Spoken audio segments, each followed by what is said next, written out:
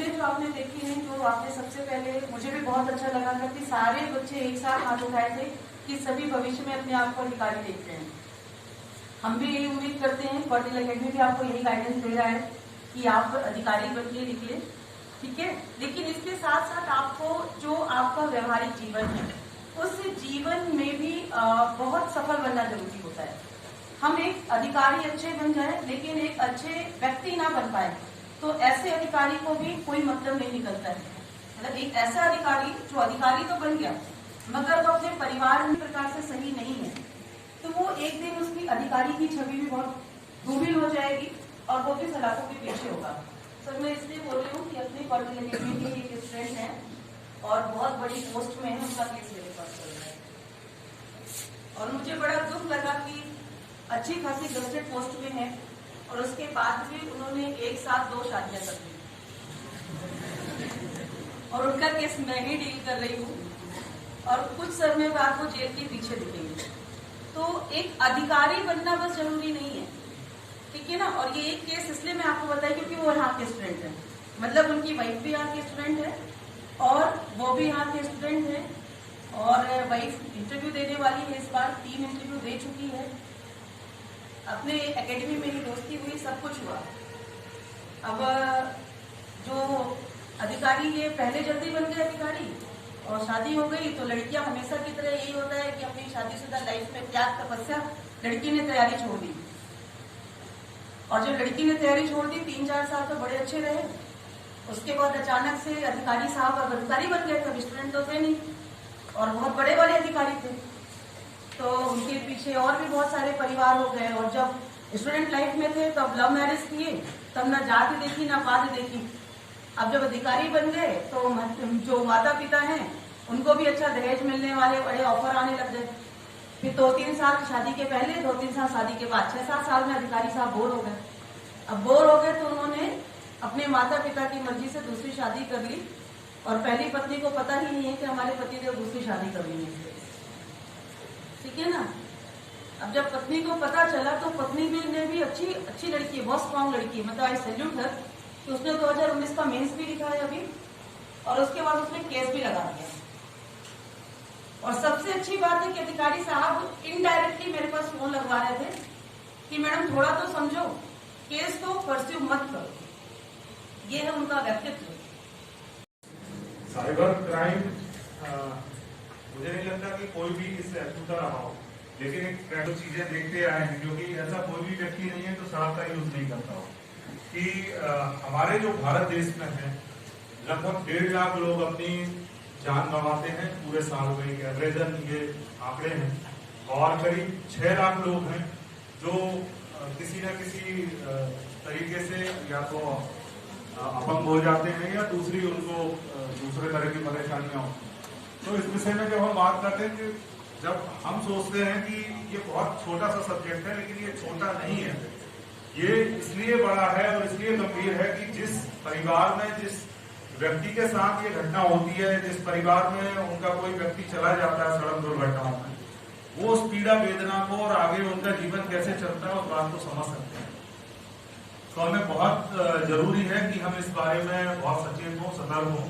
पहली चीज तो ये है कि ट्रैफिक के बारे में हम सब क्या जानते हैं, केवल हमें गाड़ी ड्राइव कर लेना या एक लाइसेंस देख रहे थे, उसकी सैलरी को देख रहे थे, वो समझ रहे थे उसको देख रहे थे। आज जो आपका आईपीसी सीआरपीसी आप लोग पढ़ते हो, आपके पीएससी के सिलेबस में लिखा हुआ है महिला अधिकार और आपने उसमें पढ़ा होगा महिला अधिकारों में सेक्शन 354 पढ़े हैं, पीएससी मेंस की अरे अभी नए सिलेबस में भी है बेटा, है ना। महिला अधिकार, महिला सुरक्षा कानून, महिला कानून नए सिलेबस में भी है और उसमें आप लोग पढ़ते हो सेक्शन 354 3 साल की सजा है। देखो 2 डीएसपी साहब लोग बैठे हैं, 3 साल की सजा है यदि लड़की ने रजिस्टर्ड करा दिया। आज पीपीटी नहीं है, अदरवाइज में जो मध्य प्रदेश पुलिस के द्वारा एक जन जागरूकता का पीपीटी चालू हुआ है, नेक्स्ट कभी भी मौका मिलेगा तो वो हम नारी सुरक्षा गीत भी और पीपीटी भी शेयर करेंगे। आप लोग जो थोड़ा बहुत सोचते हो कि आजा मेरी गाड़ी में बैठ जा, मैंने और लोगों से वही बोला था, मैं तो जा रहा था बस गाना गा रहा था। इस गाने की भी शिकायत आपके खिलाफ होती है तो 3 साल की जेल है। और आपने पढ़ा होगा ना जो निर्भया केस के बाद एक कानून बना है, वो तो बड़े मजे से क्लास में सब कोई पढ़ते हो। लगातार 30 सेकंड यदि आपने किसी लड़की को घूर लिया तब तो गए जेल के पीछे। ठीक है ना, लड़कियों को भी पता होना चाहिए। वैसे नहीं देखोगे तो वो भी दुखी हो जाएगी कि बताओ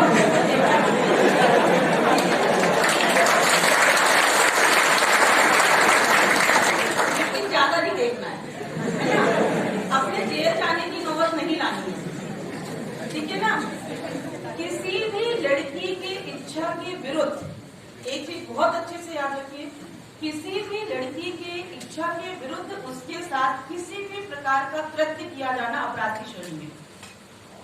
समझना है ना, इच्छा के विरुद्ध। अब आप ये चाहे साइबर क्राइम से जोड़ लीजिए, चाहे ये आपके फिजिकल क्राइम से जोड़ लीजिए, क्राइम क्राइम होता है। और आज मैं डीएसपी साइबर सेल मैडम को इसीलिए लेके आई थी क्योंकि साइबर क्राइम के साथ वुमेन क्राइम बहुत बढ़ रहा है, बहुत ज्यादा बढ़ रहा है। के साथ और कई ऐसे काम करने लगते हैं जिसके लिए आपके परिवार ने आपको नहीं भेजा है। तो प्लीज आप इस बात का ध्यान रखिए, ऐसी स्थिति ना हो।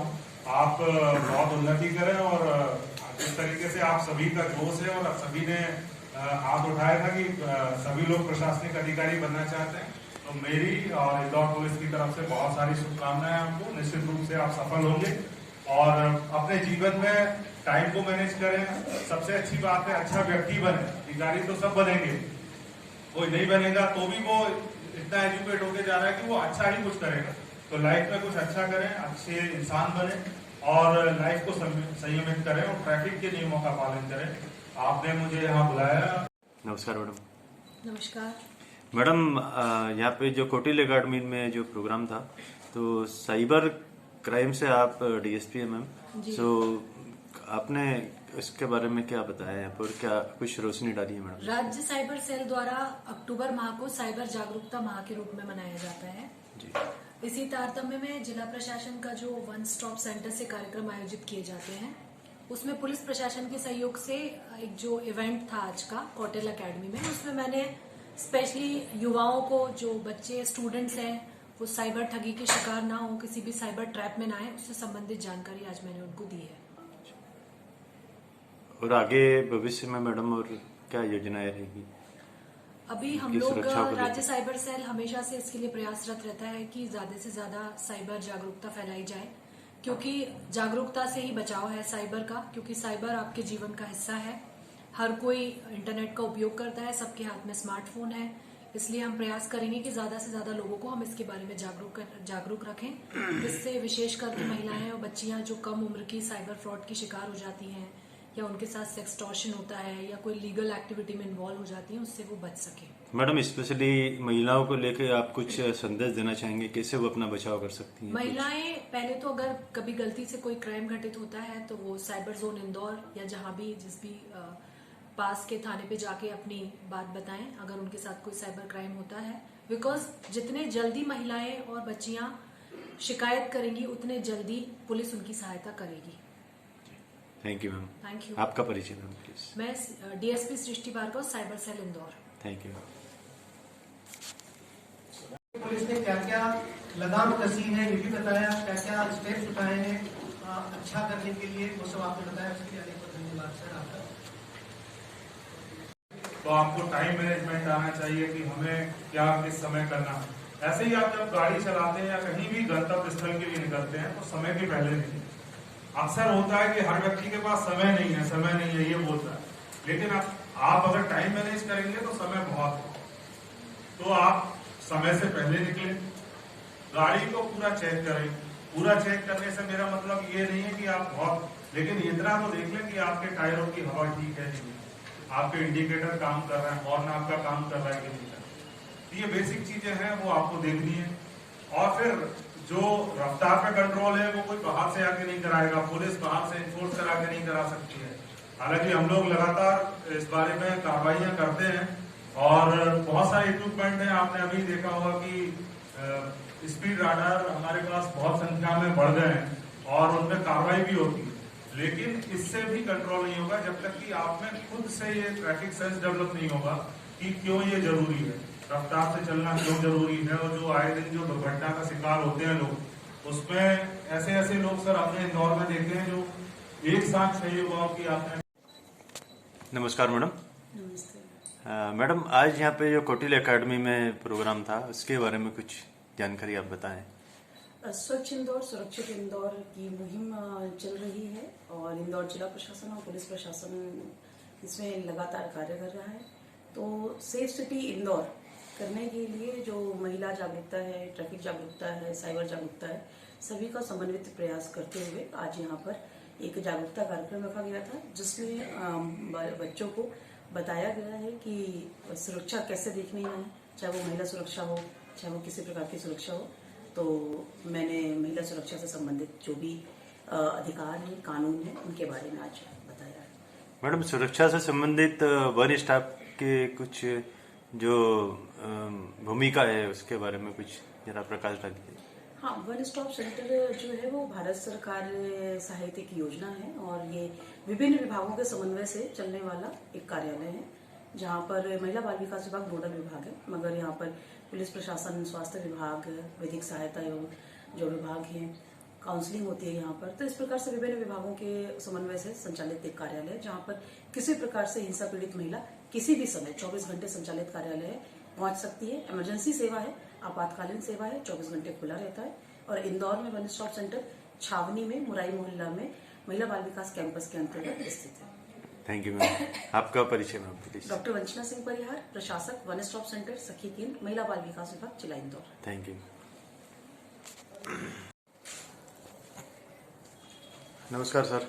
नमस्कार सर, अभी यहाँ पे आज जो कोटिल एकेडमी में जो कार्यक्रम था उसके बारे में कुछ जानकारी बताएं सर। कोटिल एकेडमी में हम लोग ट्रैफिक अवेयरनेस को लेके एक पूरा लेक्चर दिया गया था, जिसमें स्टूडेंट्स को बताया गया था कि जो ट्रैफिक के जो नियम बने हैं उसकी जानकारी उनको होना चाहिए, और जो आए दिन जो दुर्घटना का शिकार होते हैं उसमें बहुत सारी संख्या में स्टूडेंट्स होते हैं। तो अगर वो इन नियमों का पालन करेंगे तो इन दुर्घटनाओं से बच सकेंगे। उसी उद्देश्य को लेकर हमने जागरूकता के तहत ये लेक्चर दिया था और काफ़ी संख्या में स्टूडेंट्स ने इसको सुना, और ये भी बताया गया कि आप अपने परिवारजनों को, मित्रों को इस बात के लिए अवेयर करें कि वो ट्रैफिक के नियमों का पालन करें। इस दिशा में और भी आगे हम लोग लगातार कैंपेन चलाएंगे और ज़्यादा से ज़्यादा यूथ को अपने साथ जोड़ने का प्रयास करेंगे। सर, एज ए ट्रैफिक अधिकारी आप जनता को कुछ संदेश देना चाहें? जनता, इंदौर की जनता तो बहुत जागरूक है। जिस तरीके से उन्होंने स्वच्छता में लगातार नाम किया है, तो ट्रैफिक में भी मैं चाहूंगा कि वो ट्रैफिक के नियमों का अगर पालन करेंगे तो कहीं ना कहीं हमारे शहर के ट्रैफिक को सुगम और व्यवस्थित हम लोग कर पाएंगे। जो खासतौर पर बहुत छोटे छोटे नियम होते हैं कि आपको रेड लाइट का पालन करना है, हेलमेट पहन के चलना है, जब भी आप हाईवे पे जाते हैं सीट बेल्ट जरूर लगाएं। पार्किंग एक बहुत बड़ी समस्या है, अगर आप सही जगह पे आप अपनी गाड़ी पार्क करेंगे तो दूसरों को असुविधा नहीं होगी। तो ये बेसिक रूल्स है, उनका अगर आप पालन करेंगे तो दुर्घटना से ही बचेंगे और हमारे शहर का जो ट्रैफिक होगा वो सुगम होगा, सुव्यवस्थित होगा। तो इस दिशा में अगर सभी प्रयास करेंगे तो इंदौर शहर के लिए अच्छा होगा। Thank you sir. आपका परिचय sir? Umakant Chaudhary, DSP traffic. Thank you sir.